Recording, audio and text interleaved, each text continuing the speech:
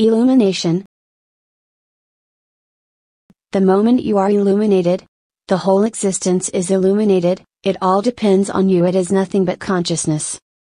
Meditation simply means transforming your unconsciousness into consciousness. Normally only 1/10 of our mind is conscious, and 9/10 is unconscious. Amateurs and experts. All great discoveries are made by amateurs. It always happens that when you start new work, you are very creative, you are deeply involved, your whole being is in it. This is natural. Because the more skilled you become in any work, the more repetitive you become. Skill is repetitive, so all great discoveries are made by amateurs. They know what they are going to do, there is no surprise in it. It is good to attain to skill, but it is not good to settle with it forever. Whenever the feeling arises in you that now the thing is looking stale, change it. It needs courage and guts to become an amateur again, but that's how life becomes beautiful. An echoing place. If we throw anger, anger comes back. If we give love, love comes back. Love should not be demanding, it should be for its own sake. Not for any reward. Not for any result. But that is a natural phenomenon. One need not think about it. One can trust, it happens on its own. This is the law of karma. Whatever you sow, you reap. Whatever you give, you receive. So there is no need to think about it. It is automatic. Hate, and you will be hated. Love, and you will be loved. Gratitude.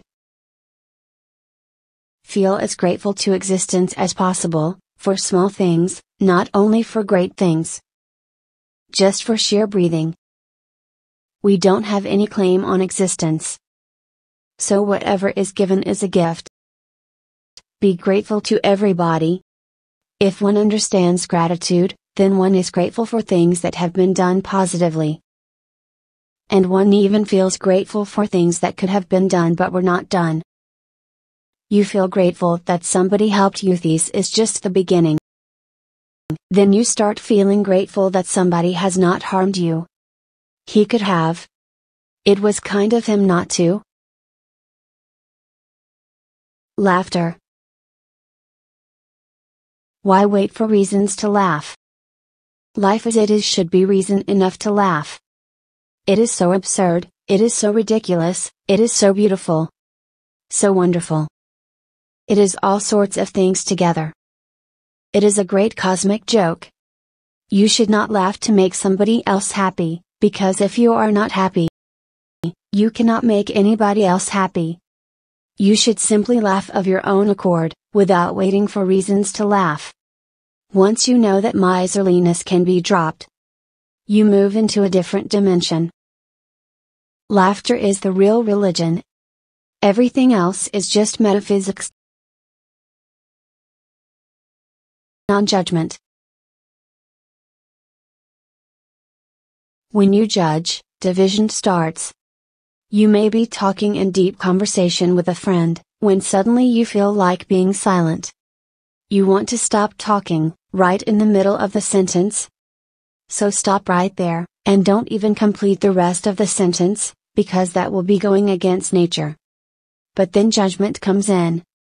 You feel embarrassed about what others will think, if you suddenly stop talking in the middle of a sentence.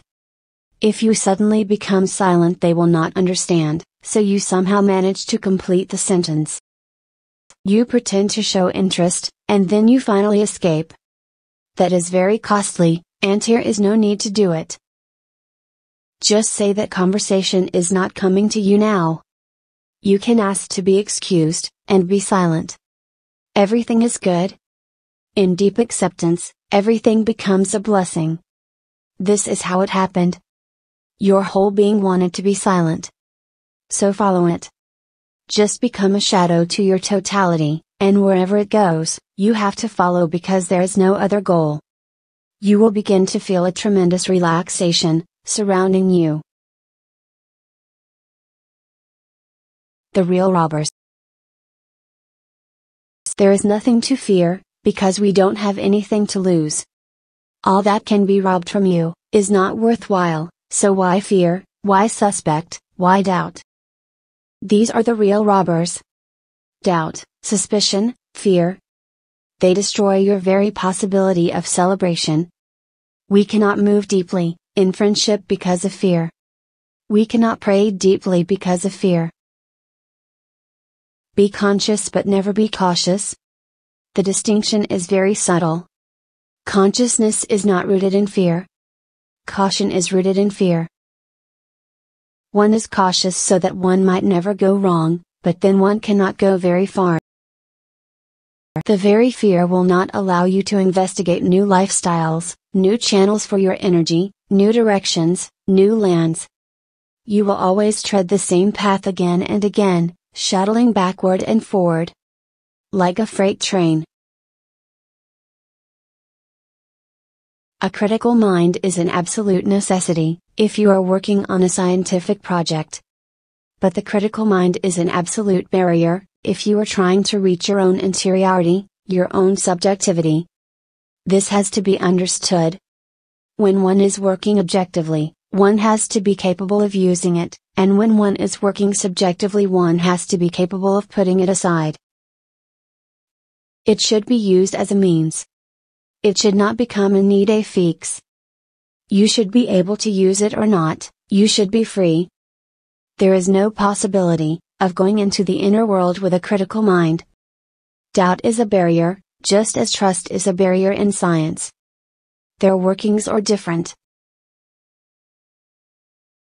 Chain reaction. All things happen together.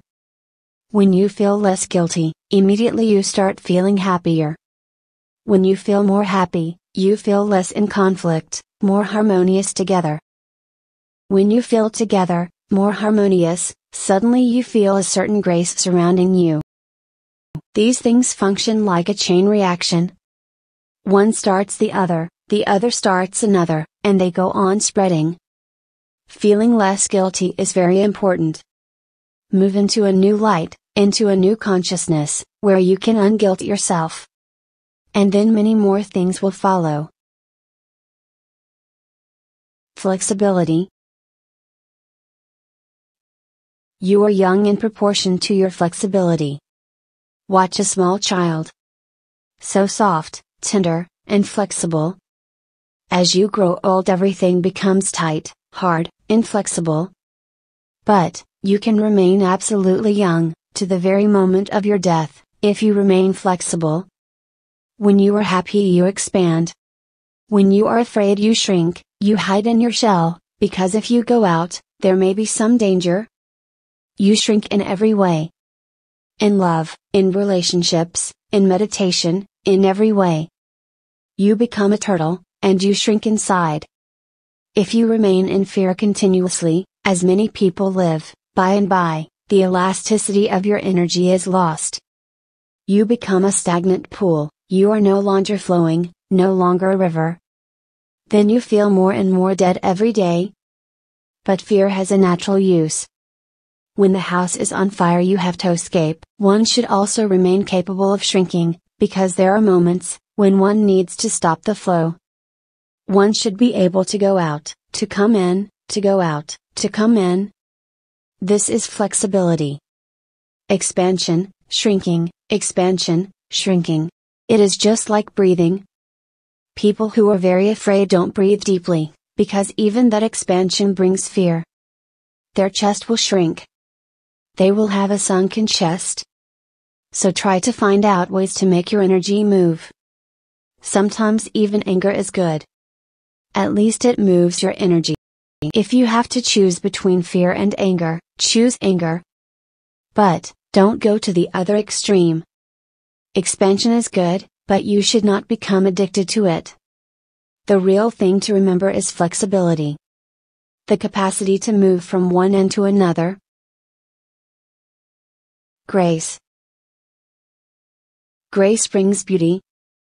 Grace simply means the aura that surrounds total relaxation. If you move spontaneously, each moment itself decides how it will be. This moment is not going to decide for the next, so you simply remain open-ended. The next moment will decide its own being. You have no plan, no pattern, no expectation. Today is enough. Don't plan for tomorrow, or even for the next moment. Today ends, and then tomorrow comes fresh and innocent, with no manipulator. It opens of its own accord, and without the past. This is grace. Watch a flower opening in the morning. Just go on watching. This is grace. There is no effort at all. The flower just moves according to nature. The whole of nature is full of grace, but we have lost the capacity to be graceful, because of the divisions within. So just move, and let the moment decide. Don't try to manage it. This is what I call it let go. And everything happens out of this. Give it a chance. The special fear. It's a good kind of fear, when you don't know what exactly it is. It simply means that you are on the verge of something unknown. When your fear has some object, it is an ordinary fear. One is afraid of death. It is a very ordinary fear, instinctive. There is nothing special about it. Being afraid of old age or disease, illness, these are ordinary fears, common, garden variety. The special fear is when you cannot find an object for it, when it is there, for no reason at all. That makes one really scared. If you can find a reason, the mind is satisfied. If you can answer why, the mind has some explanation to cling to. All explanations help things to be explained away, they don't do anything else, but once you have a rational explanation, you feel satisfied. It is better to see the thing as it is without asking why. Something unknown is hovering around you, as it is going to hover around every seeker. This is the fear every seeker has to pass through. I am not here to give you explanations but to push you into it. I am not a psychoanalyst. I am an existentialist. My effort is to make you capable of experiencing as many things as possible. Love, fear, anger, greed, violence, compassion, meditation, beauty, and so forth. The more you experience these things, the richer you become. Behind anger. Shift from anger to creativity, and immediately, you will see a great change arising in you. Tomorrow, the same things will not feel like excuses for being angry. Out of 100 people suffering from anger, about 50% suffer from too much creative energy that they have not been able to put into use. Their problem is not anger, but they will go on thinking their whole life that it is. Once a problem is diagnosed rightly, half of it is already solved. Put your energies into creativity. Forget about anger as a problem. Ignore it. Channel your energy towards more creativity. Pour yourself into something that you love. Rather than making anger your problem, let creativity be your object of meditation. Shift from anger to creativity, and immediately, you will see a great change arising in you. Who cares about small things? Spontaneity. Whatever you do, just do it as totally as possible. If you enjoy walking, good. If suddenly, you realize that you no longer have the urge or desire to move, then sit down immediately. Not even a single step should be taken against your will. Whatever happens, accept and enjoy it. And don't force anything. If you feel like talking, talk. If you feel like being silent, be silent, just move with the feeling. Don't force in any way, not even for a single moment, because once you force anything, you are divided in two. And that creates the problem, then your whole life becomes split.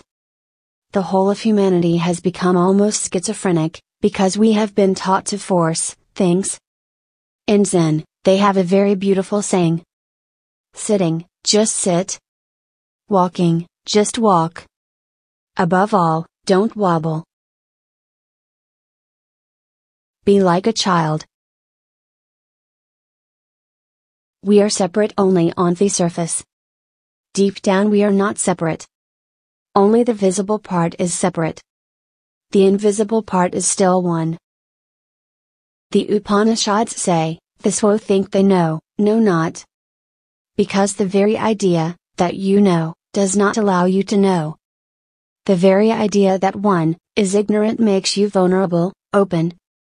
When you relax and become silent, and you become more humble, more childlike, more innocent, then, it will be difficult in the beginning to see, whether these thoughts are yours, are coming out of the blue, or somebody else is sending his messages, and you are just on the receiving end. But they are coming from nowhere. They are coming from the deepest core of your being, and that is the core of everybody else, also. So a really original thought carries nobody's signature. It is simply there, out of the collective, out of the universal, out of the one mind, mind with a capital M. And when the individual mind, the ego mind, relaxes, the universal mind starts overflooding you.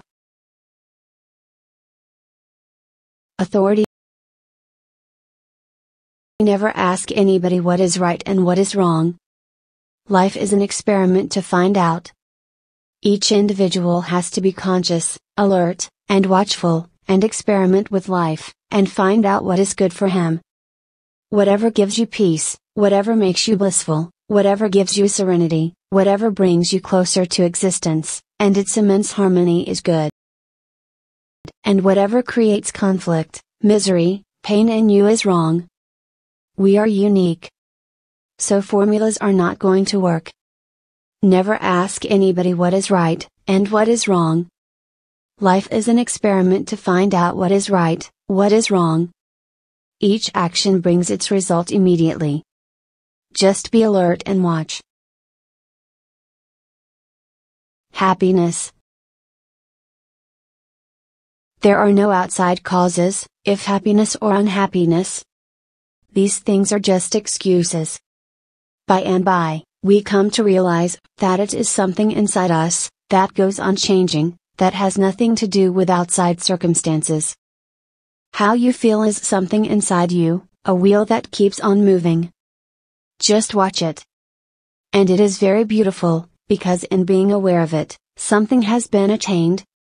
Now, you understand that you are free from outside excuses, because nothing has happened on the outside, and yet your mood has changed, within a few minutes, from happiness to unhappiness, or the other way around. This means that happiness and unhappiness are your moods, and don't depend on the outside. This is one of the most basic things to be realized, because then much can be done. The second thing to understand is that your moods depend on your unawareness. So, just watch and become aware. If happiness is there, just watch it, and don't become identified with it. When unhappiness is there, again just watch. It is just like morning and evening. In the morning, you watch and enjoy the rising sun. When the sun sets and darkness descends, that too you watch and enjoy. Labels.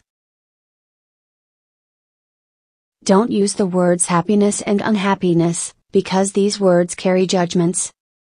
Simply watch, without judging. Just say, this is mood A and this is mood B. A, mood has gone, now, B, mood is here, and you are simply a watcher. Suddenly, you will realize that when you call happiness A, it is not so happy. And when you call unhappiness B, it is not so unhappy. Just by calling the moods A and B, a distance is created. When you say happiness, much is implied in the word. You are saying you want to cling to it, that you don't want it to go. When you say unhappy, you are not just using a word. Much is implied in it. You are saying that you don't want it, that it should not be there. All these things are said unconsciously. So, Use these new terms for your moods for 7 days. Just be a watcher. As if you are sitting on top of the hill, and in the valley, clouds and sunrises, and sunsets come, and sometimes, it is day and sometimes night. Just be a watcher, on the hill, far away. Emptiness. The greatest day in life is, when you cannot find anything, in you, to throw out. All has already been thrown out, and there is only pure emptiness. In that emptiness you will find yourself. Meditation simply means, becoming empty of all the contents of the mind. Memory, imagination, thoughts, desires, expectations, projections, moods. One has to go on emptying oneself, of all these contents. The greatest day, in life is, when you cannot find anything, in you to throw out. All has already been thrown out, and there is only pure emptiness. In that emptiness, you will find yourself. In that emptiness, you will find your pure consciousness. That emptiness is empty only, as far as mind is concerned. Otherwise, it is overflowing, full of being. Empty of mind but full of consciousness. So, don't be afraid of the word empty. It is not negative. It negates only the unnecessary luggage, which you are carrying, just from old habit, which does not help, but only hinders, which is just a weight, a mountainous weight. Once this weight is removed, you are free from all boundaries, you become as infinite as the sky. This is the experience of God, or Buddhahood, or whatever word one likes. Call it Dhamma, call it Tao, call it truth, call it Nirvana. They all mean the same thing. Problems. If you conjunction, as if you have no problems, you will find that you don't have any problems. All problems are make-believe. You believe in them, and that's why they are there. It is auto-hypnosis. You go on repeating, that you are this way, and that you are inadequate, or incapable. You repeat this, and it becomes a mantra. It sinks into your heart, and becomes reality. Just try to function, as if you have no problems, and suddenly, you will see that you have a totally different quality. You don't have any problems. And then, it is up to you, whether you take up the problem again, or you drop them forever. A problem can be dropped so easily, if you understand, that it is you holding the problem, not the problem holding you. But, we cannot live without problems, so you go on creating them. One feels so alone, without problems, there is nothing left to be done. With the problem, you feel very happy, something has to be done, and you have to think about it. It gives you an occupation. Remain ignorant. Don't have any attitude about fear. In fact, don't call it fear. The moment you have called it fear, you have taken an attitude about it. This is one of the most essential things, to stop giving things names. Just watch the feeling, the way it is.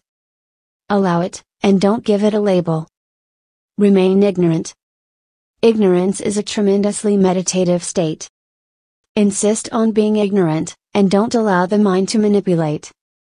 Don't allow the mind to use language and words, labels and categories, because this starts a whole process. One thing is associated with another, and it goes on and on. Simply look. Don't call it fear. Become afraid and tremble, that is beautiful.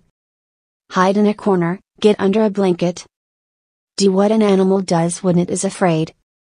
In that turmoil, in that cyclone, you will come to know, that there is still a point somewhere, within you, that is absolutely untouched. Centering. Don't create conflict, between going astray, and remaining centered. Float. If you become afraid of going astray, there is a greater chance that you will go astray. Whatever you try to suppress, becomes significant. Whatever you try to deny becomes very attractive. So don't create any condemnation of going astray. In fact, go with it. If it is happening, allow it to happen. There is nothing wrong in it. There must be something in it, and that's why it is happening. Sometimes even going astray is good. A person who really wants to remain centered should not worry about centering. If you worry about it, the worry will never allow you to be centered. You need an unworried mind. Going astray is good. There is nothing wrong in it. Never create duality within you. If you try to be centered, going astray will become a sin. That's how all religions have become stupidities. Accept, go astray. There is nothing wrong in it. Security. There is no security anywhere.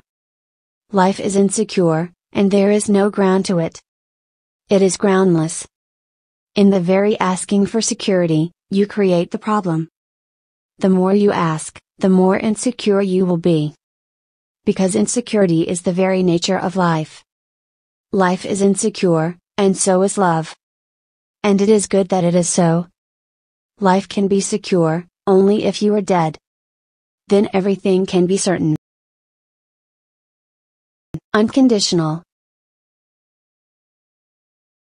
Once you know what love is, you are ready to give. The more you give, the more you have it. The more you go on showering on others, the more love springs up in your being. Go on giving, and fresh sources will become available. Fresh streams will flow into your being. The whole of existence starts pouring into you. When your giving is unconditional, when it is total. At work, one has to remember that the people who are associates at work are not at all concerned with your inner life. That is your work to do. They have their own inner lives to work out. If you are feeling negative, do something. For example, write out a very negative thing, and burn it. Go to the therapy room, beat a pillow and throw it. Do a terrible dance. You have to work it out. It is your problem. Mediocrity. Never settle down any mediocrity. Because that is a sin against life. Never ask that life should be without risk, and never ask for security, because that is asking for death. Many people have decided to live on the plain ground, safe, not taking any risks. They never fall to the depths, they never rise to the heights. Their life is a dull affair, a drab thing, monotonous, no peaks, no valleys, no nights, no days. They just live in a gray world, without colors. The rainbow doesn't exist for them. They live a gray life, and by, they also become gray and mediocre. The greatest danger is to reach to the greatest peaks of godliness, and to fall to the greatest depths of hell. Become a traveler between these two, unafraid. By, you will come to understand that there is a transcendence. By, you will come to know that you are neither the peak, nor the depth, neither the peak, nor the valley. By, you will come to know that you are the watcher, the witness. Something in your mind goes to the peak, something in your mind goes to the valley. But, something beyond is always there. Just watching, just taking note of it. And that is you. Postponing. Life is very short, and much has to be learned. Those people who go on postponing go on missing. If you are feeling miserable, then look. Somewhere, you have fallen off track, gone astray. You have been distracted by something. You are no longer natural, you are alienated from nature. Hence, misery. Look, analyze, and whatever you find to be the cause of misery, drop it. And don't postpone for tomorrow. Drop it immediately. Today, you will postpone for tomorrow, and again tomorrow you will postpone. Slowly, slowly postponement becomes your habit. And it is always today that it comes. Tomorrow never comes. So you can go on postponing forever. Whenever you see that something is creating misery, drop it then and there. Don't hold it for a single moment. Storms. Growth means that you are absorbing something new every day, and that absorption is possible only if you are open. Now, your windows and doors are open. Sometimes, the rain comes in and the wind comes in, the sun comes, and life moves within you. So you will feel a few disturbances. If you have always lived in a closed room, you will ask, what is happening? Something beautiful is happening. It is good to be available, to the wind, to the rain, to the sun, because this is what life is. So rather than becoming worried about it, dance. Dance when the storm comes, because silence will follow. Dance when challenges come, and disturb your life, because in responding to those challenges, you will be growing to new heights. Remember, even suffering is a grace. If one can take it rightly, it becomes a stepping stone. Pray every day to God, send me more challenges tomorrow, send more storms, and then, you will know life, at the optimum. Relating. The more centered you become, the more relaxed you become, the more possibility there is to enter into a relationship deeply. Because of our fragmentedness, we are really afraid of getting into the deeper layers of a relationship, because then our reality will be revealed. Then, you will have to open your heart, and your heart is just fragments. There is not one person inside you. You are a crowd. If you really love another, and you open your heart, the other will think you are a public, not a person. That is the fear. We can keep our masks if a relationship is not very intimate. Then when you smile, there is no need for you to smile, just the mask smiles. If you really want to go deep, there are dangers. You will have to go naked, and naked means with all the problems inside, made known to the other. Going astray. To know something, one has to lose it. Everybody goes astray from their inner world, the inner space, and then by and by, one feels starved, hungry for it. An appetite arises, a thirst is felt. The call comes from the innermost self, to come back home, and one starts traveling. That's what being a seeker is. It is going to the warm, inner space, that you left one day. You will not be gaining something new. You will be gaining something that was always there, but it will still be a gain, because now for the first time, you will see what it is. The last time you were in that space, you were oblivious to it. One cannot be aware of something if one has not left it. So everything is good. Going astray is also good. To sin is also good, because that is the only way to become a saint. In an eggshell. When you can come out of your conditioning, you are free, you are simply a human being. And that is real freedom. Then you don't carry a crust around you. The capsule has broken. When the bird is in the egg, it cannot fly. When we are Indian, or German or English or American, we are an eggshell. We cannot fly, cannot open our wings, cannot use our tremendous freedom that existence makes available. There are layers upon layers of conditioning. One is conditioned as a German, one is conditioned as a Christian, and so on. One is conditioned as a man, and another is conditioned as a woman. This is conditioning, this is a crust around you. A really free person is neither man, nor woman. Not that the biological difference disappears, but the psychological difference disappears. A free person is neither black, nor white, not that the black becomes white, and the white becomes black. When all these things drop, you are unburdened. You walk 1 foot above the earth. For you, Gravitation doesn't function anymore. You can open your wings and fly. Freedom. Life is insecure. That means life is free.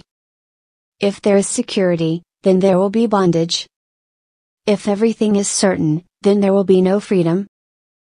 If tomorrow is fixed, then there can be security, but you have no freedom.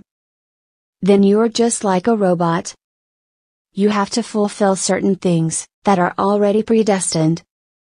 But tomorrow is beautiful, because tomorrow is total freedom. Hence there is beauty, because everything is in a chaos, everything is a challenge, and everything exists as a possibility. Don't ask for consolations.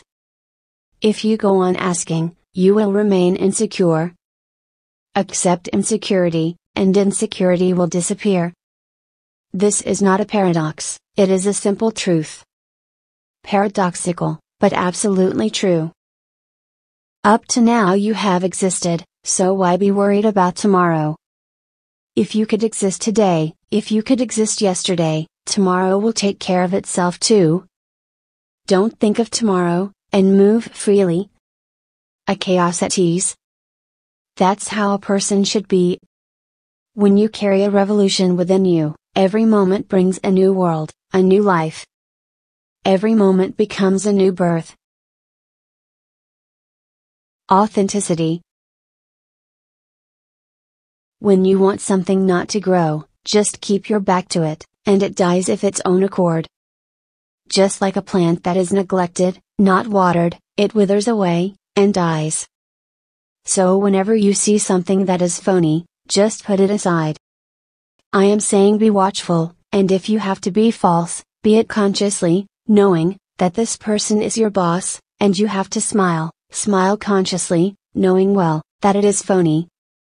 Let the boss be deceived. You should not be deceived by your smile, that's the point.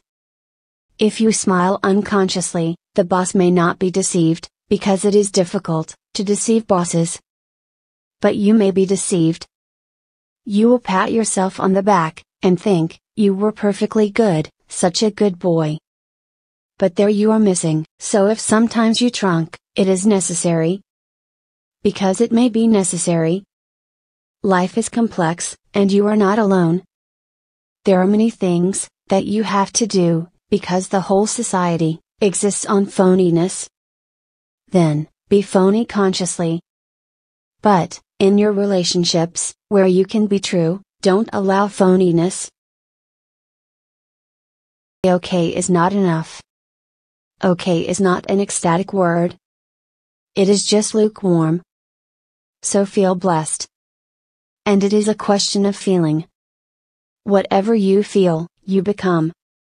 It is your responsibility. This is what we mean, in India when we say, it is your own karma. Karma means your own action. It is what you have done to yourself. And once you understand, that this is what you have done, to yourself, you can drop it. It is your attitude. Nobody is forcing you, to feel that way. You have chosen it.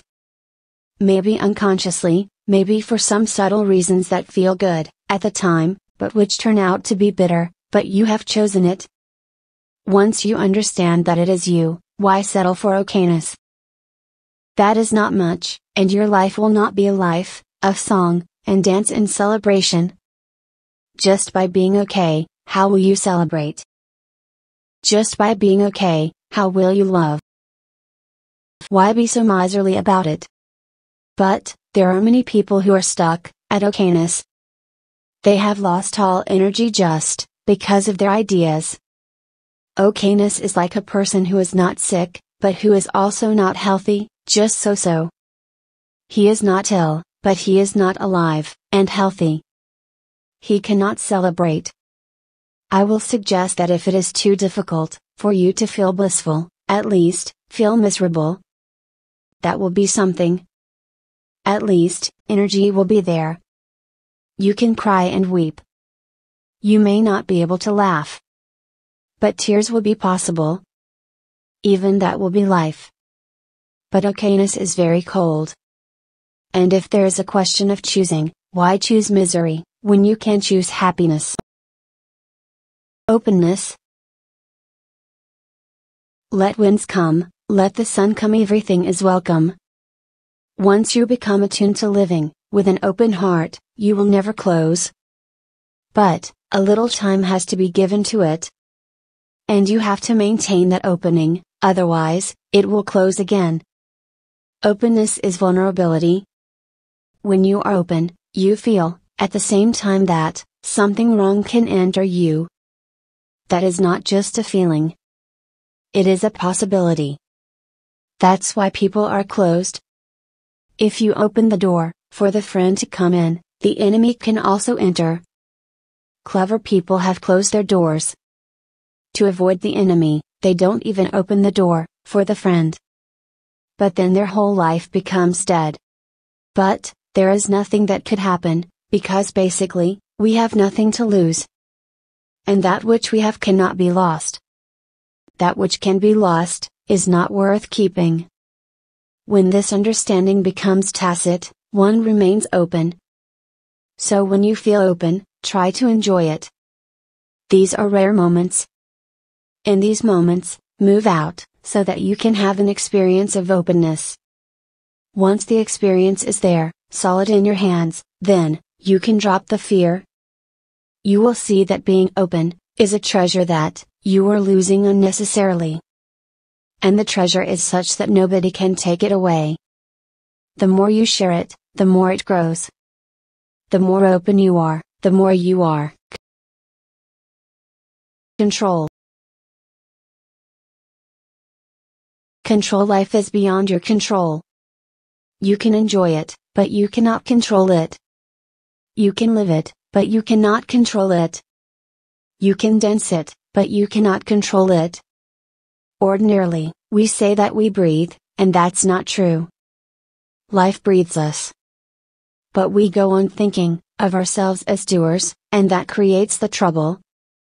Once you become controlled, too controlled, you don't allow life to happen to you. Life happens to you, only when you are unconditionally accepting it.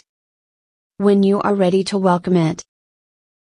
The sooner, you break out of the confinement, of control, the better, because all control is from the mind, and you are greater than the mind. The truth is just the opposite. People miss many things, because of too much control. Be like a wild river, and much you cannot even dream, cannot even imagine, cannot even hope, is available, just around the corner, just within reach. But, open your hand. Don't go on living the life of a fist, because that is the life of control. Live the life of an open hand. The whole sky is available. Don't settle for less. Start again. Just look around. Whatever you have been doing, that is not the end. Open it up again, let the journey start again. Bring in new things, sometimes bizarre, eccentric, sometimes almost crazy. They all help. Love. Every lover feels that something is missing, because love is unfinished. It is a process, not a thing. Every lover is bound to feel that something is missing. Don't interpret it wrongly. It simply shows the love in itself is dynamic. Love is just like a river, always moving. In the very movement, is the life of the river. Once it stops, it becomes a stagnant thing.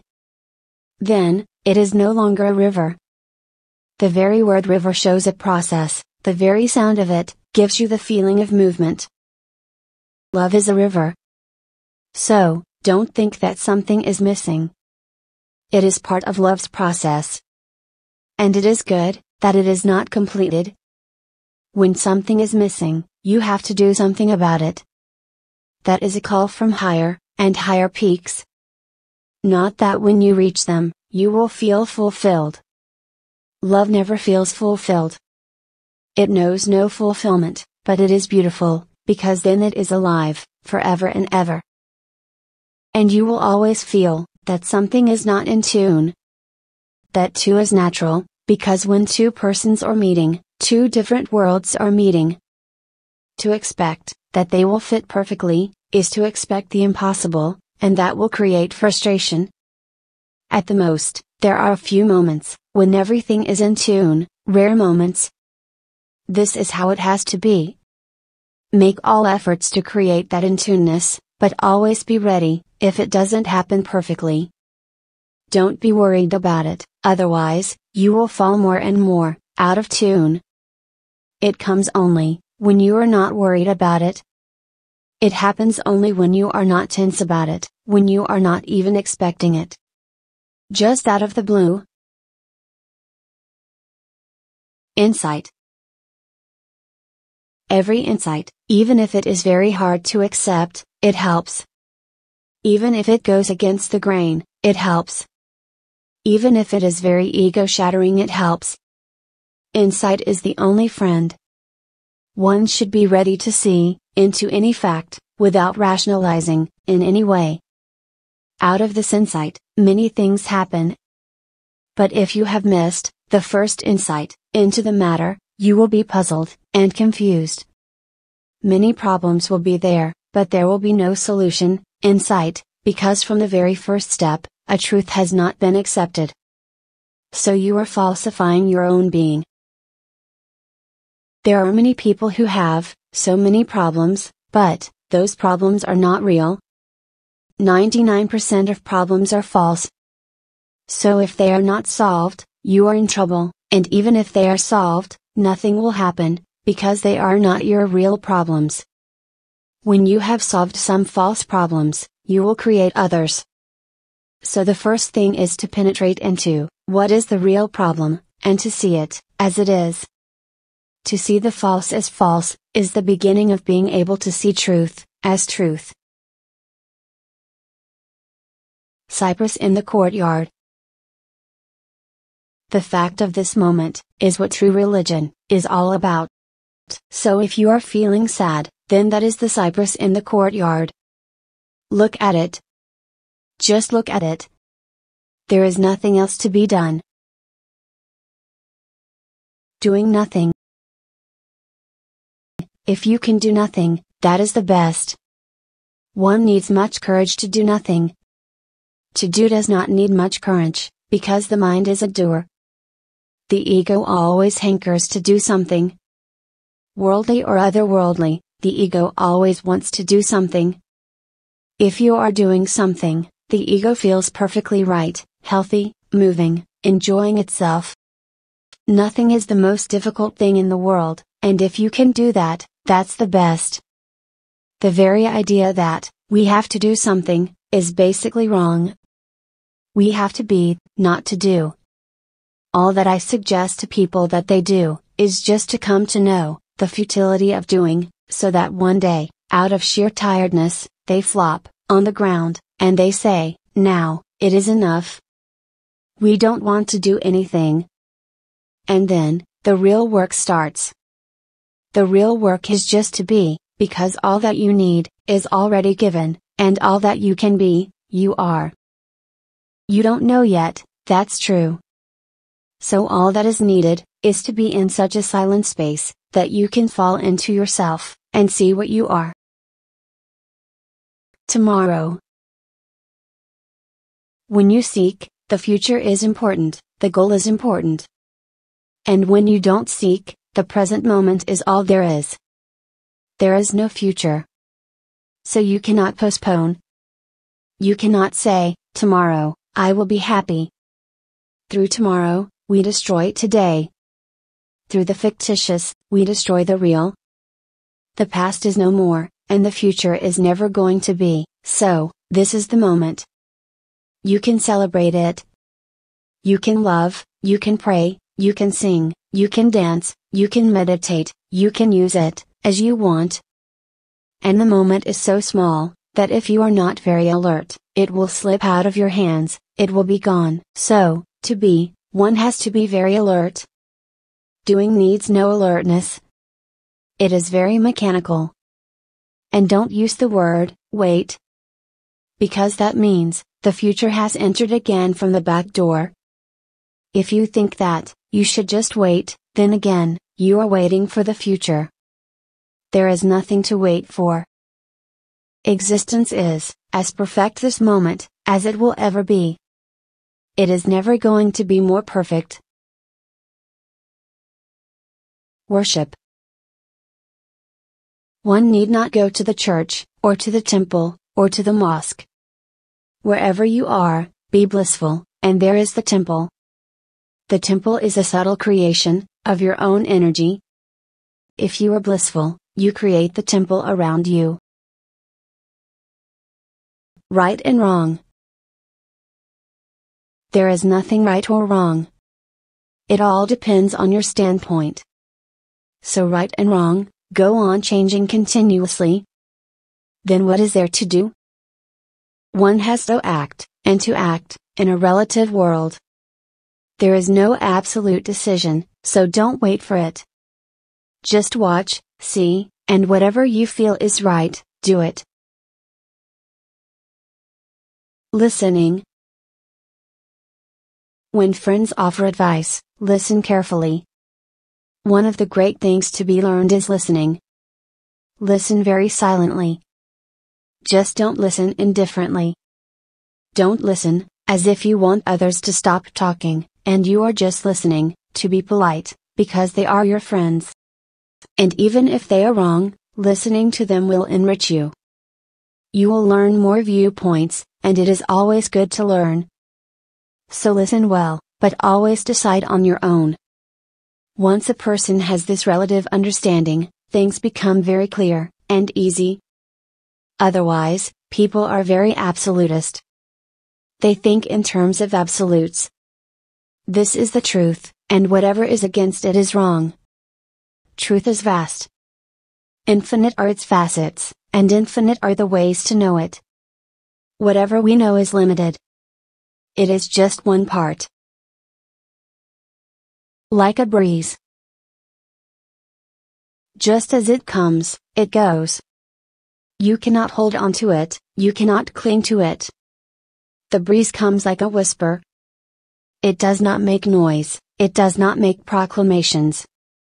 It comes in very silently, you cannot hear it. Suddenly. It is there. And that's how God comes. Truth comes. Bliss comes, love comes. They all come, in a whisper-like manner, not with trumpets and drums. They suddenly come, without even having an appointment, without even asking you, "May I come in?" They just suddenly come. And that's how the breeze comes. One moment it is not there, another moment it is. And the second thing. Just as it comes, it goes. You cannot hold on to it, you cannot cling to it. Enjoy it while it is there, and when it goes, let it go. Be thankful that it came. Don't hold any grudge, don't complain. When it goes, it goes. Nothing can be done about it. But we are all clingers. When love comes, we are very happy, but when it goes, we are very hurt.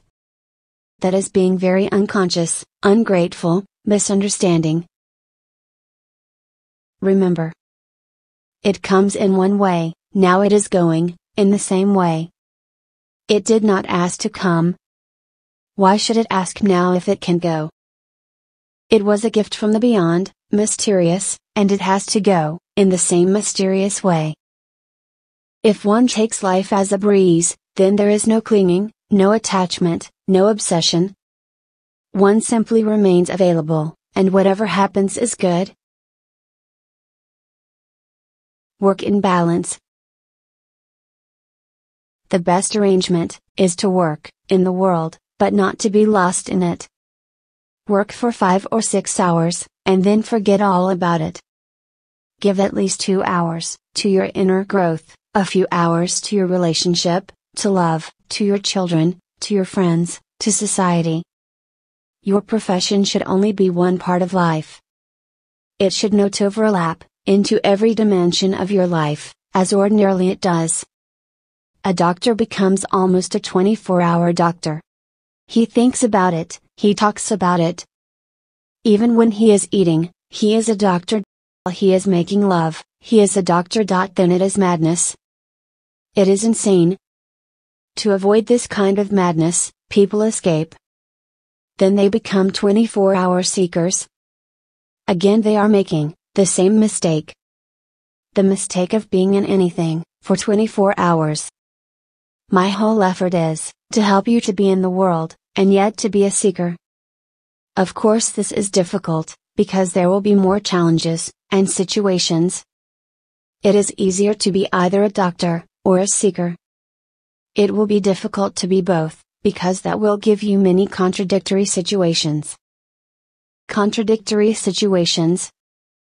But a person grows in contradictory situations. In the turmoil, in that clash of the contradictions, integrity is born. My suggestion is that you work for 5 or 6 hours. Use the remaining hours for other things. For sleep, for music, for poetry, for meditation, for love, or for just fooling around. That too is needed. If a person becomes too wise, and cannot fool around, he becomes heavy, somber, serious. He misses life. Watching TV. The whole secret of meditation is to be not against, but unconcerned, cool, without any likes and dislikes, without any choice. Meditation is a simple method. Your mind is like a TV screen. Memories are passing, images are passing, thoughts, desires, 1,001 things are passing. One has to watch the mind, without any evaluation, without any judgment, without any choice, simply watching unconcerned, as if it has nothing to do with you, and you are just a witness. That is choiceless awareness. If you choose, if you say, this thought is good, let me have it, or, it is a beautiful dream, you should enjoy it a little more. If you choose, you lose your witnessing. You can lose your witnessing in 2 ways. Either being for or against. And the whole secret of meditation is to be neither for nor against, but unconcerned, cool, without any likes and dislikes, without any choice. If you can manage even a few moments of that witnessing, you will be surprised how ecstatic you become. Simple heart. To be simple means shifting from the head to the heart. Mind is very cunning. It is never simple. The heart is never cunning, it is always simple. To be simple means shifting from the head to the heart. We live through the head. That's why our life becomes more and more complicated, more and more like a jigsaw puzzle. Nothing seems to fit. And the more we try to be clever, the more in a mess we are. The time has come, if humanity is to survive at all, for a great shift to happen. We have to move from the head to the heart. And this is going to be the miracle. If it happens, this is the miracle. There will be a great shift, a radical change, in our very outlook. We will start living from the heart. We will drop the whole universe of the mind, and we will start afresh like small children. Live from the heart. Feel more, think less, be more sensitive and less logical. Be more and more heartful, and your life will become a sheer joy. The unconscious. The unconscious is 9 times bigger than the conscious, so whatever comes from the unconscious is overwhelming. That's why people are afraid of their emotions, feelings. They hold them back, they are afraid, they will create chaos. They do, but chaos is beautiful. There is a need for order, and there is a need for chaos too. When order is needed, use order, use the conscious mind. When chaos is needed, use the unconscious, and let chaos be. A whole person, a total person, is one who is capable of using both, who does not allow any interference of the conscious into the unconscious, or of the unconscious into the conscious. There are things that you can only do consciously. For example, if you are doing arithmetic, or scientific work, you can do it only from the conscious. But love is not like that, poetry is not like that. They come from the unconscious. So you have to put your consciousness aside. It is the conscious that tries to hold things, because it is afraid. It seems to it that something big is coming, a tidal wave. Will it be able to survive? It tries to avoid it, it wants to escape, hide somewhere. But that is not right. That's why people have become dull and dead. All springs of life are in the unconscious.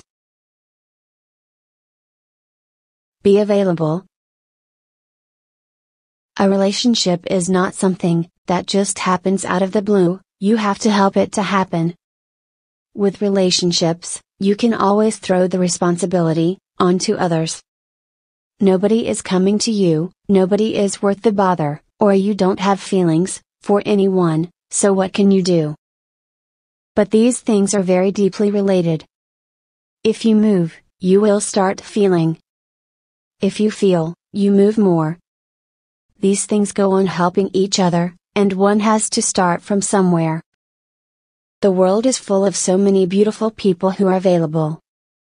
Everybody is seeking and searching for love. Just be available. Be a little outgoing, available. Otherwise it will not happen.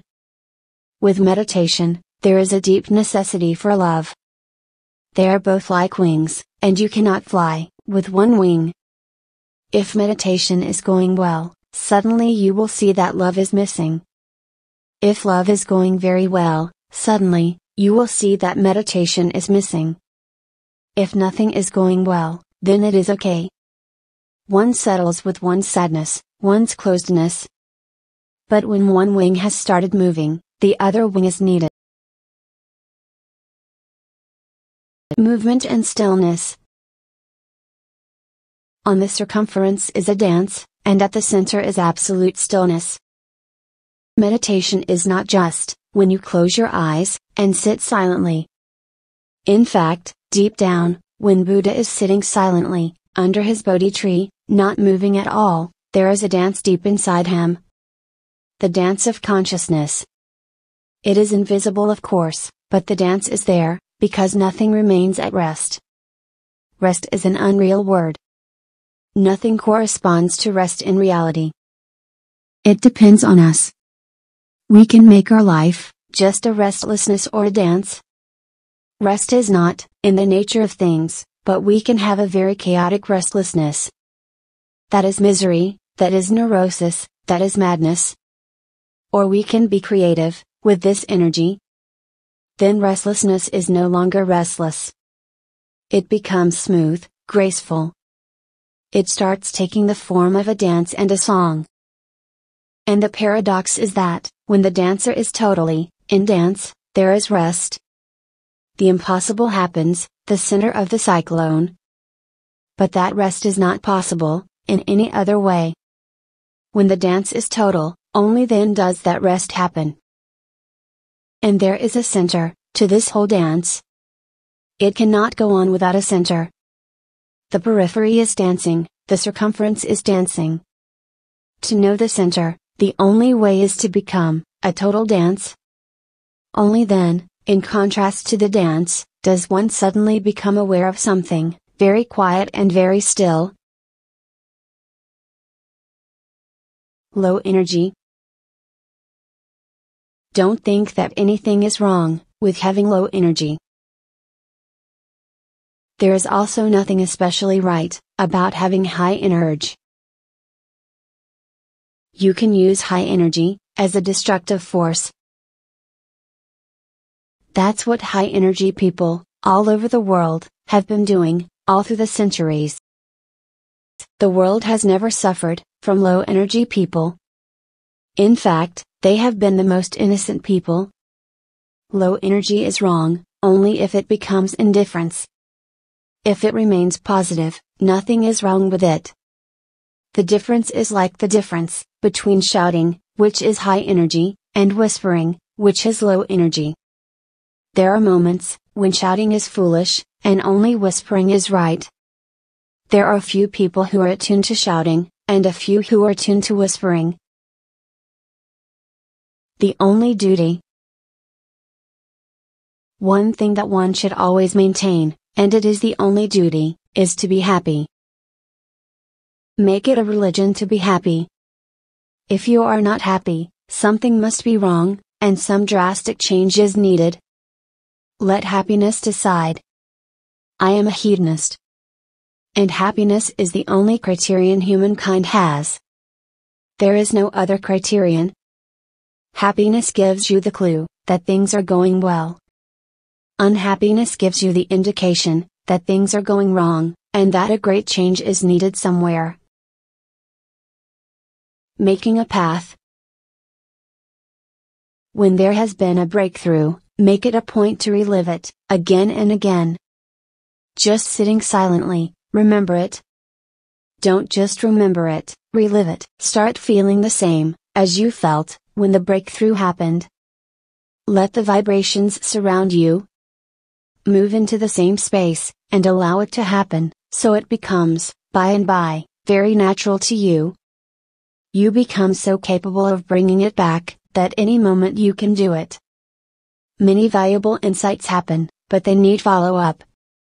Otherwise, they become just memories, and you will lose contact, and will not be able to move into the same world. By and by, one day, you will start disbelieving them. You may think that it was a dream, or a hypnosis, or some trick of the mind. That's how humanity has lost many beautiful experiences. Changing the world. You are your world, so when you change your attitude, you change the very world in which you exist. We cannot change the world.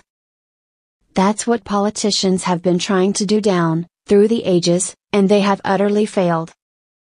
The only way to change the world is to change your vision, and suddenly, you will live in a different world. The unplanned life. There is no planning in existence. An unplanned life has tremendous beauty, because there is always some surprise waiting in the future. The future is not just going to be a repetition. Something new is always happening, and one can never take it for granted.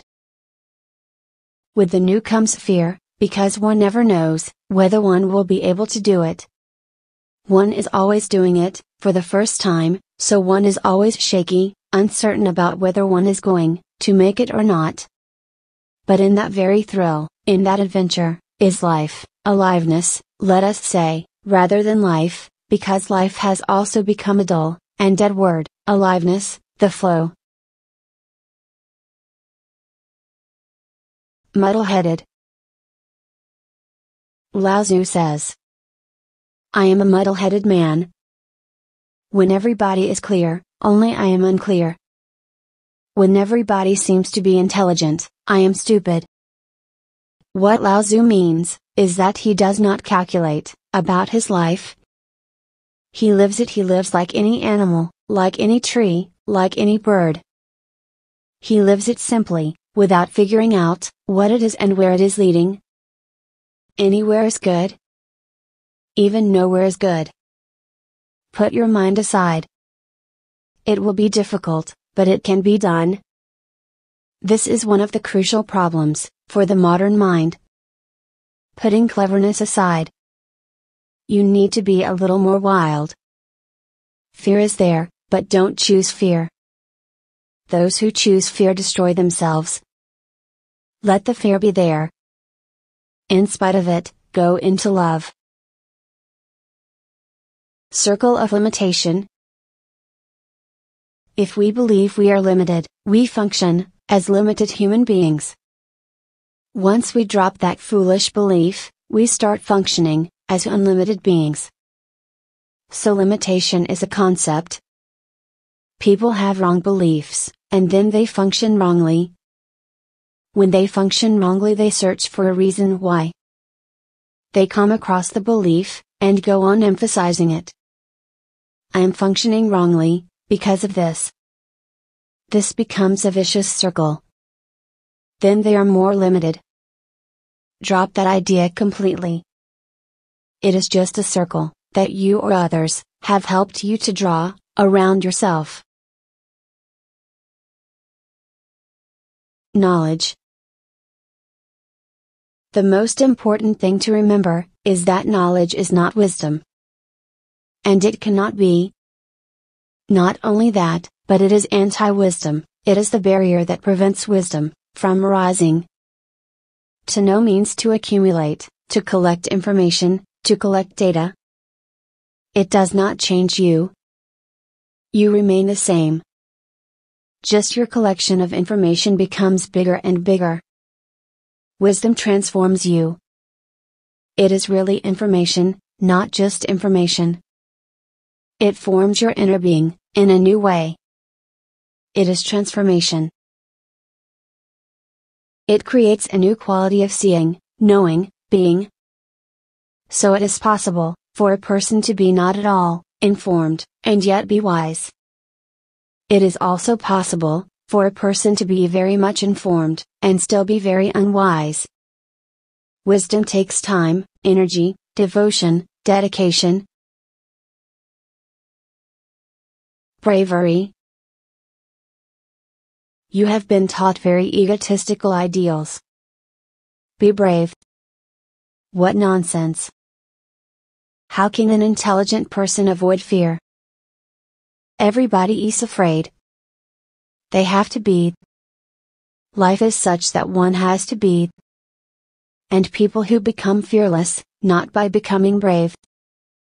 Because brave people have only repressed their fear. They are not really fearless. A person becomes fearless by accepting his or her fears. It is not a question of bravery.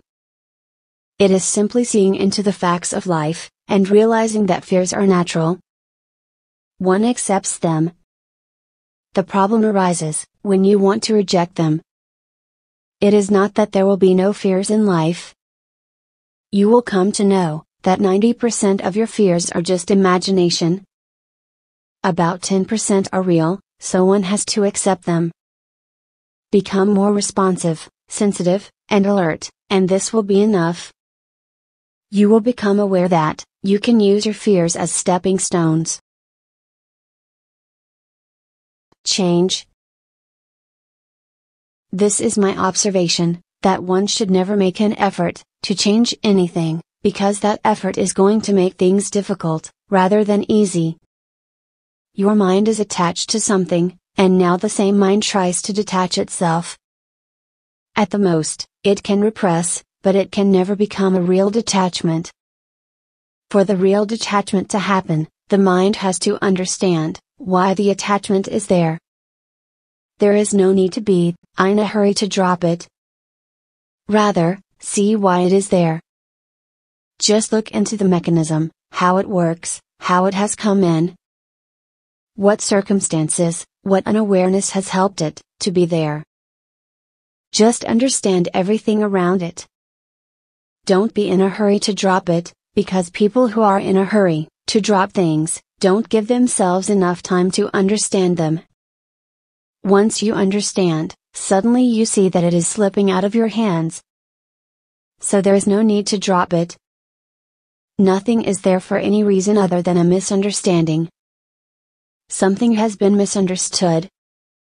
Hence it is there. Understand it rightly and it disappears. All that is creating trouble is just like darkness. Bring light to it, and simply light, because with the very presence of light, darkness no longer exists. Understanding. The basic problem of why you are here will disappear only when you have reached to the very core of your being, never before. Unless you meditate it deeply, understanding will not arise. Nobody else can give it to you. You have to earn it. Through arduous effort, struggle, sacrifice, you have to earn it, only then problems will disappear. At the core, you will know that you have always been here. The form has been changing, but you have always been here. The form will go on changing, but you will always remain here.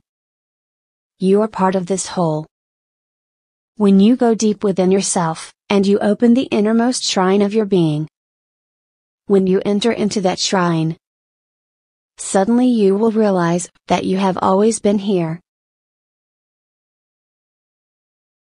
Beyond language. All that is great, is beyond language. When there is so much to say, it is always difficult to say it.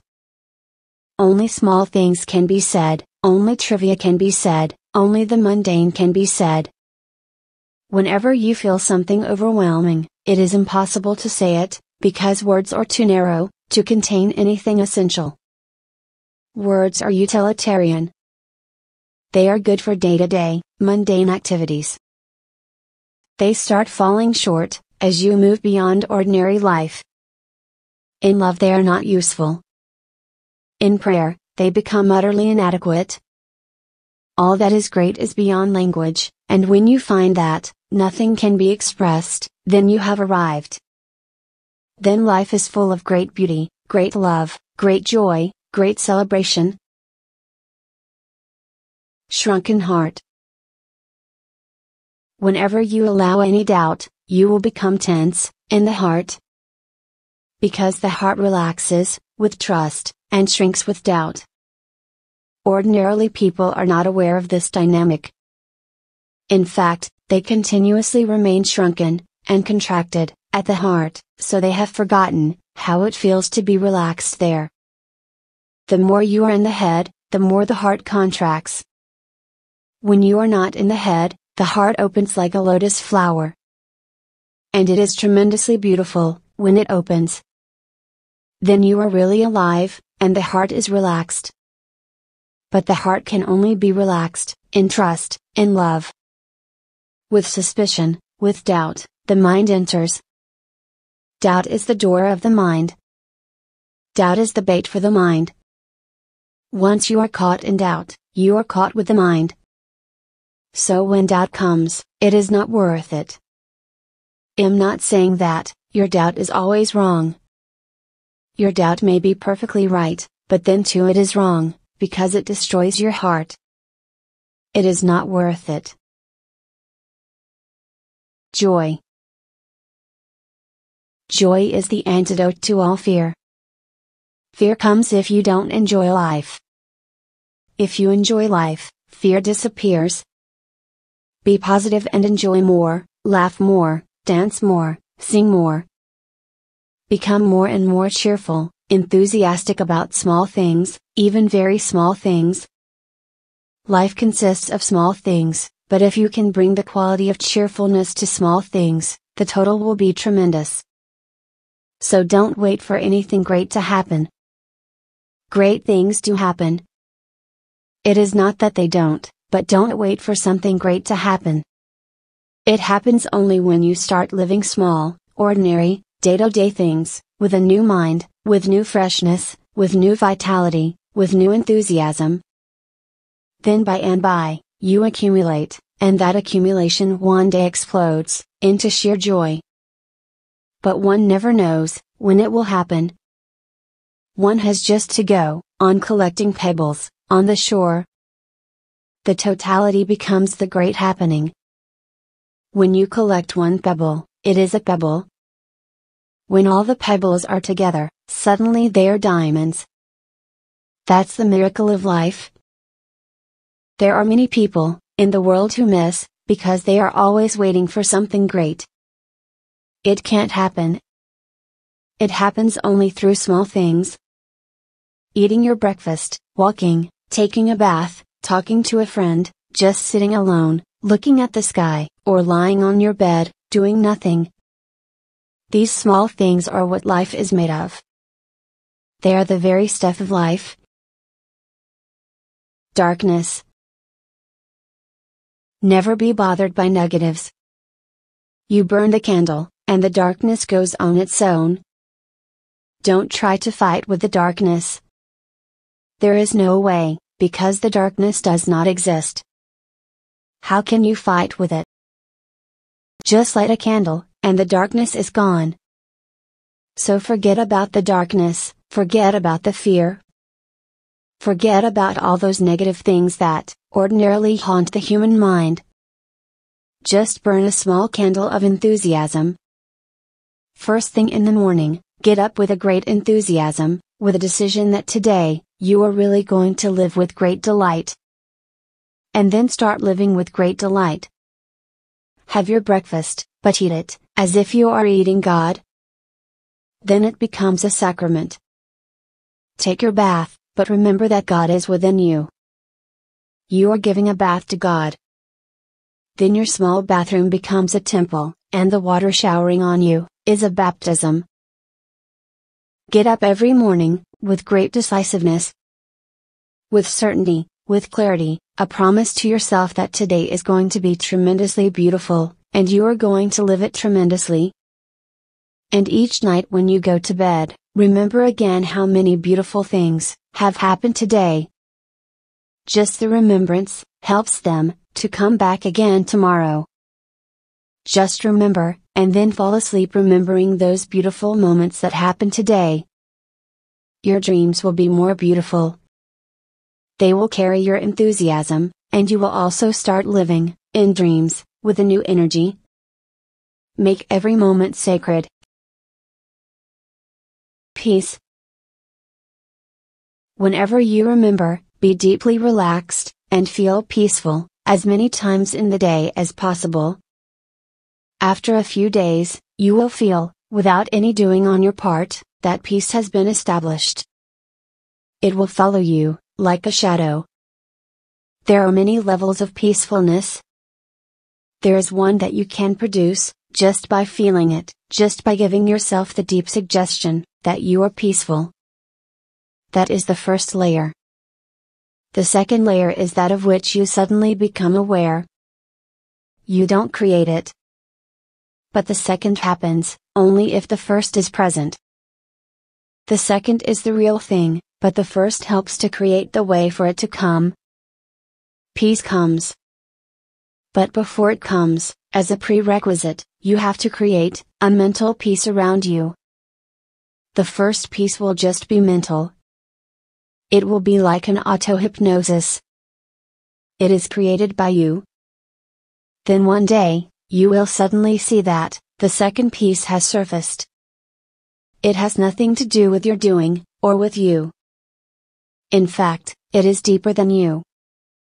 It comes from the very source of your being, the unidentified being, the undivided being, the unknown being. We know ourselves only on the surface.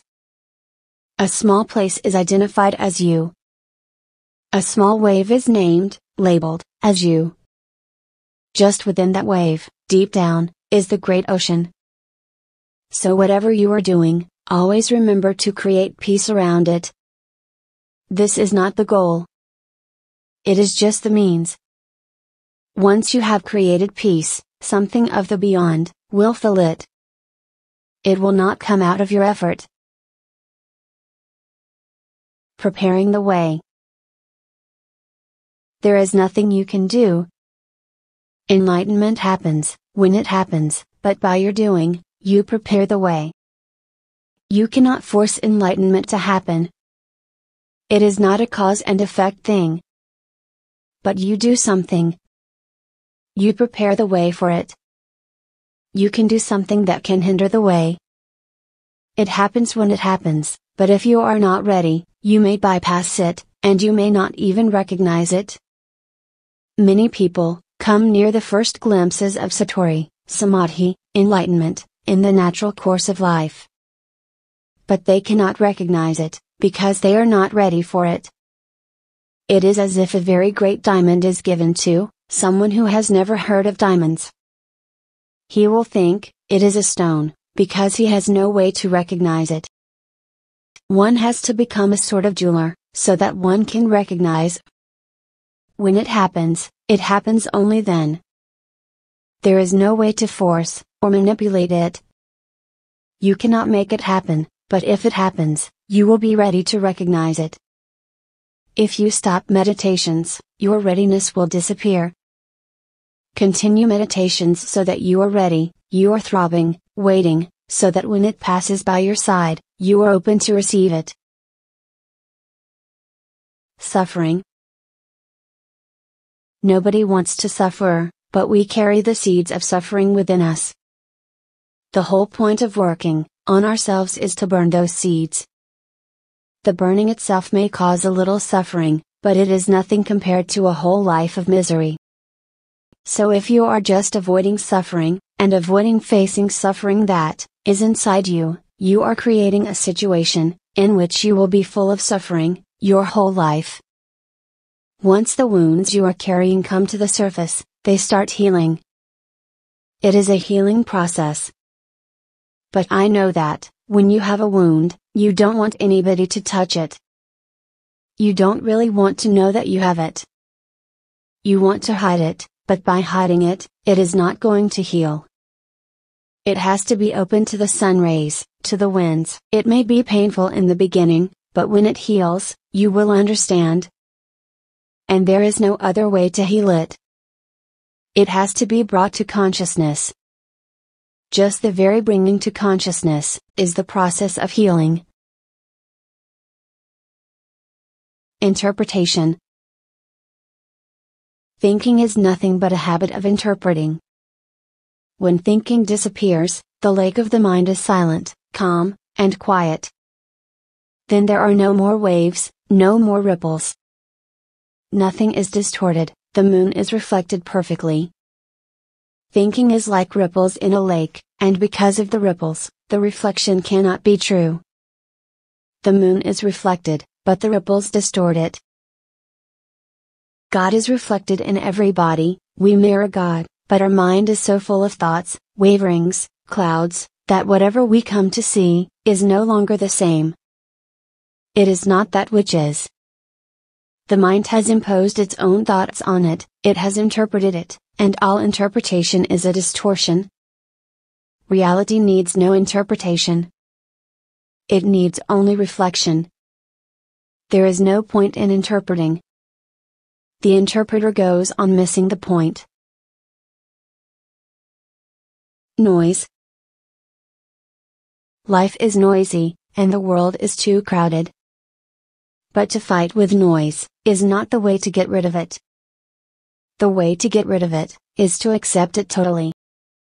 The more you fight, the more nervous you will be, because the more you fight, the more it will disturb you. Open up, accept it. Noise too is part of life. And once you start accepting it, you will be surprised. It will no longer disturb you.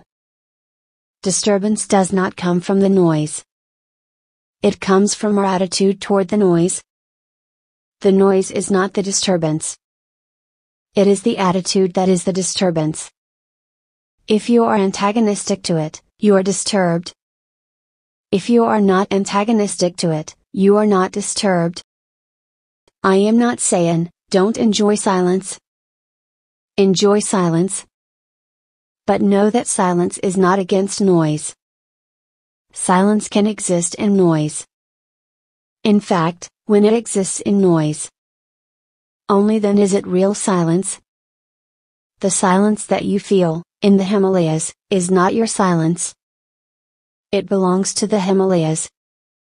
But if in the marketplace, you can feel silence, you can be utterly, at ease and relaxed, it is yours. Then you have the Himalayas, in your heart, and that's the true thing. Ego. Do you worry that if you accept yourself, you will become egoistic? Forget about the ego. Accept yourself. We will see about the ego later. First accept yourself totally. Let the ego come. The ego is not such a big problem, and the bigger it is, the easier it is burst. It is like a balloon. It becomes big, then with just a prick it is gone. Let the ego be there, that is allowed, but accept yourself, and things will start changing. In fact, total acceptance means acceptance of the ego too. Start by accepting. The world needs a few great egoists too. We need all kinds of people.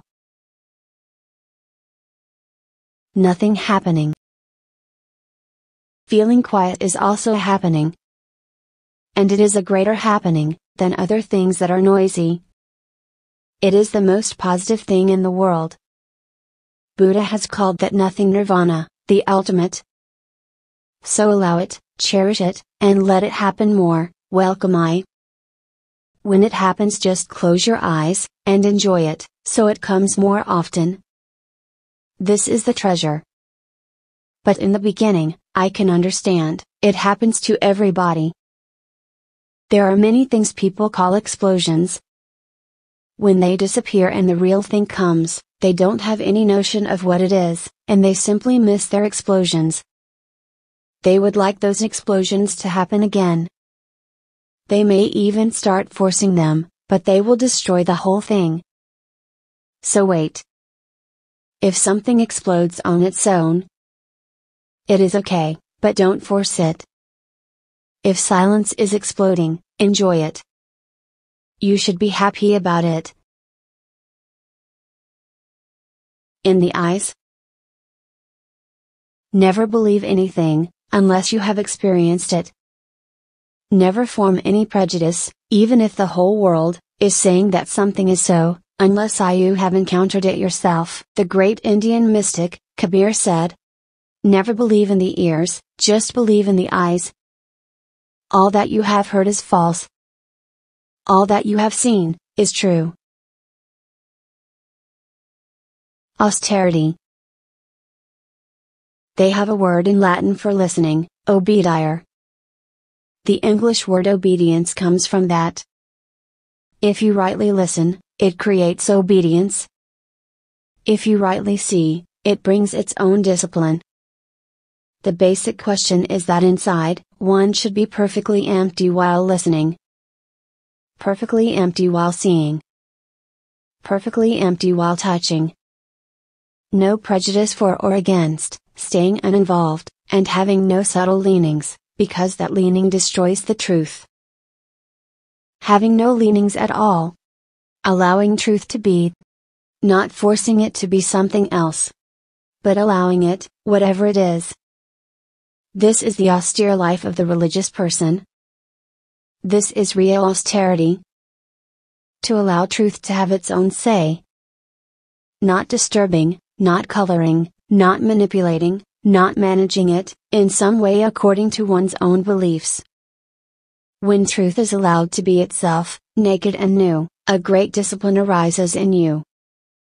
Obedience. A great order rises, in you. Then, you are no longer in chaos. For the first time you start gathering a center, a nucleus, because truth known immediately, becomes your truth. Truth known immediately transforms you. You are no longer the same person.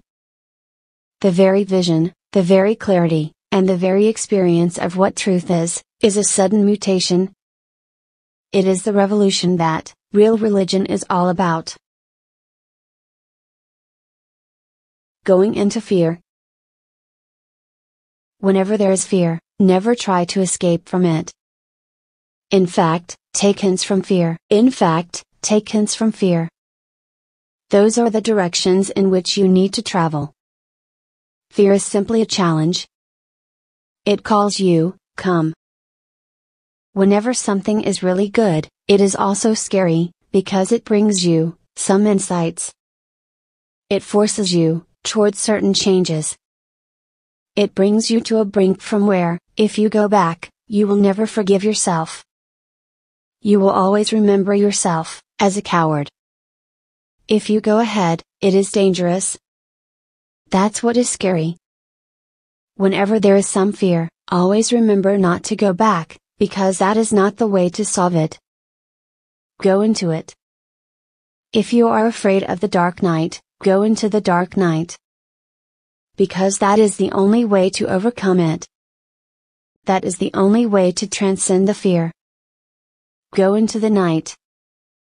There is nothing more important than that. Wait. Sit there alone. And let the night work. If you fear, tremble. Let the trembling be there, but tell the night. Do whatever you want to do. I am here. After a few minutes, you will see that everything has settled. The darkness is no longer dark.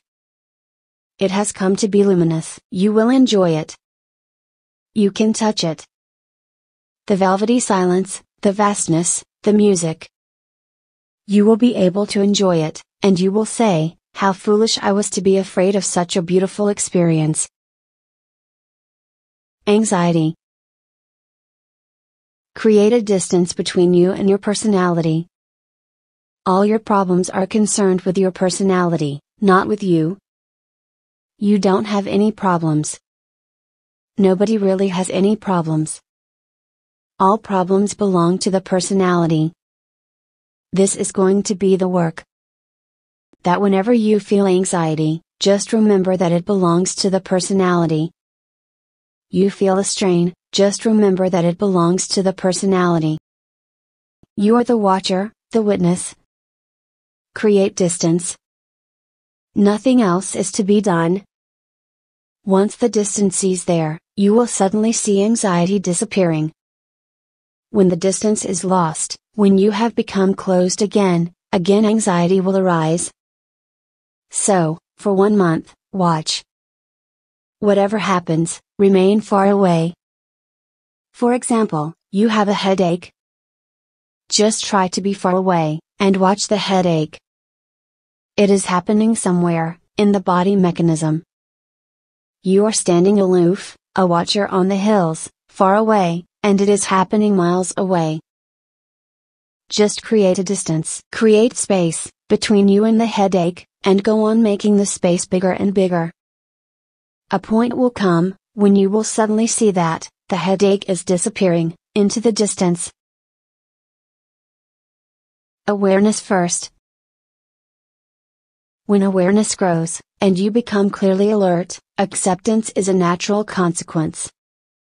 Acceptance is an outgrowth of awareness. Greed is there. Watch it. Ambition is there. Watch it. A lust for power is there. Watch it. Right now, don't complicate things, by the idea of accepting it, because if you try to accept and you cannot, you will start repressing. That's how people have repressed. They cannot accept, so the only way is, to forget about things, and put them, in the dark. First, forget about acceptance. Just be aware. When awareness grows, and you become clearly alert, acceptance is a natural consequence. Seeing the fact, one has to accept it, because there is nowhere else to go. Once you accept something, if it is real, only then can it remain. If it is unreal, it will dissolve. Love will remain. Hate will dissolve. Compassion will remain. Anger will dissolve. Unhappiness. People say they would like to be happy, but they really don't want to be. They are afraid that they will be lost. Whenever you become aware of something, you are separate from it. If you are happy, you are separate, and happiness is separate. So being really happy means becoming happiness, rather than becoming happy. You dissolve, by and by. When you are unhappy, you are too much. The ego comes into focus, when one is unhappy. That's why egoistic people remain very unhappy, and unhappy people remain very egoistic. There is an interconnection. If you want to be egoistic, you have to be unhappy. Unhappiness gives you the background and the ego comes out of it very clear, crystal clear, like a white dot, on a black background. The happier you are, the less you are. That's why many people want to become happy, but really they're afraid to. It's my observation that, people say they would like to be happy, but they really don't want to be.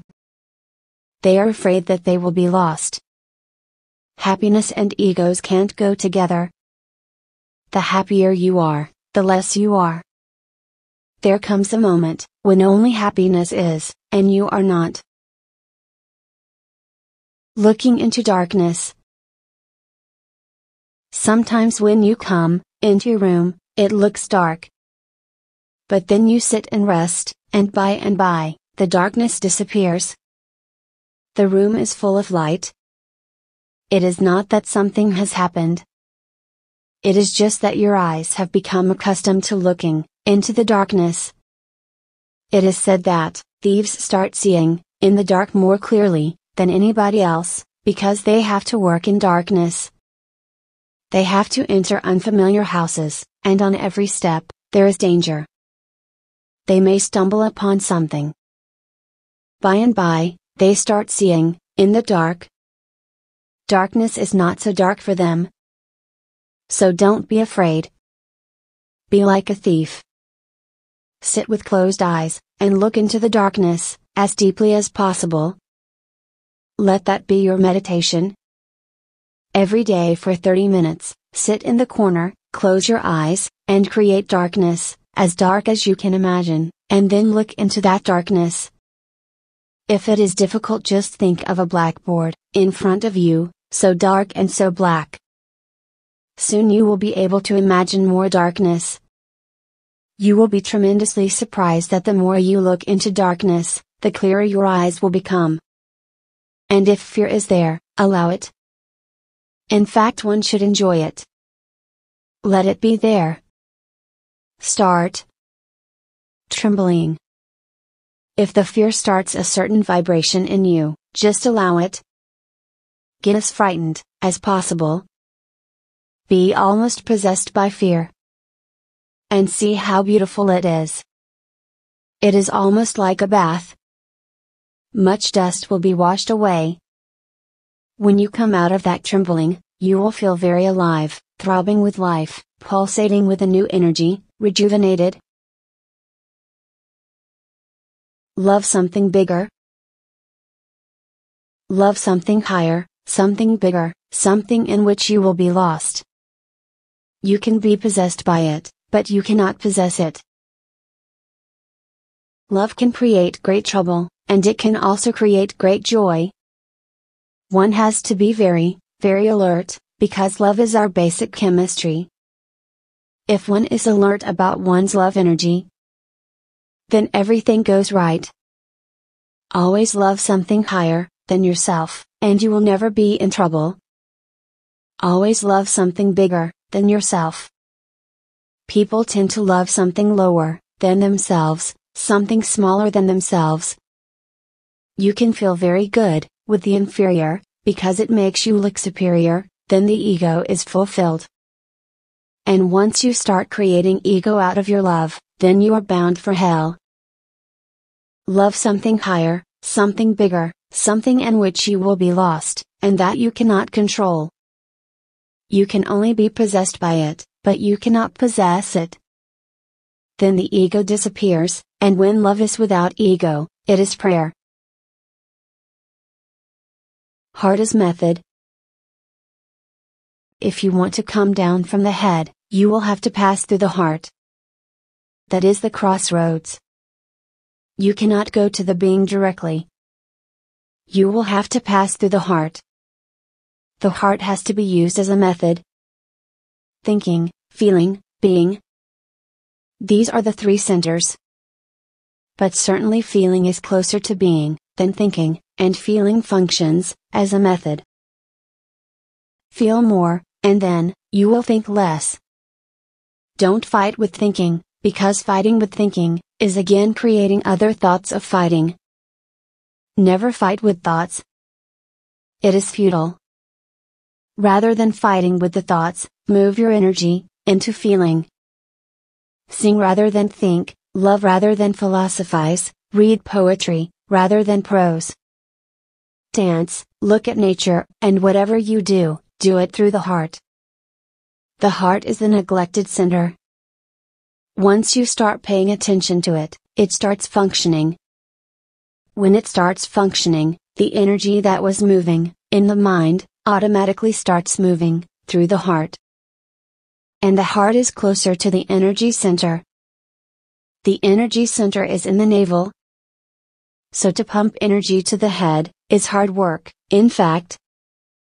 That's why all the education systems exist, to teach you how to pump the energy from the center straight to the head, and how to bypass the heart. So no school, no college, no university teaches how to feel. They destroy feeling, because they know that, if you feel you cannot think. But it is easy to move from the head to the heart, and it is even easier to move from the heart to the navel. In the navel, you are simply a being, a pure being, with no feeling, no thinking. You are not moving at all. That is the center of the cyclone. No opposite. In Sanskrit, we have three terms. One for suffering, one for joy, and one that transcends both anand, or bliss. Anand is neither suffering, nor the so-called joy. It is a totally different kind of joy, that has no memory of suffering at all, that is completely uncontaminated by the opposite. It is pure oneness, and there is no duality. Ordinarily, it is difficult even to conceive of this state. Unless you taste it, it is difficult even to understand it. Because all that we can understand needs at least two things. The opposite is a must. But, anand, means the state, in which there is no opposite, when you have come to the one, when there is no possibility of the other.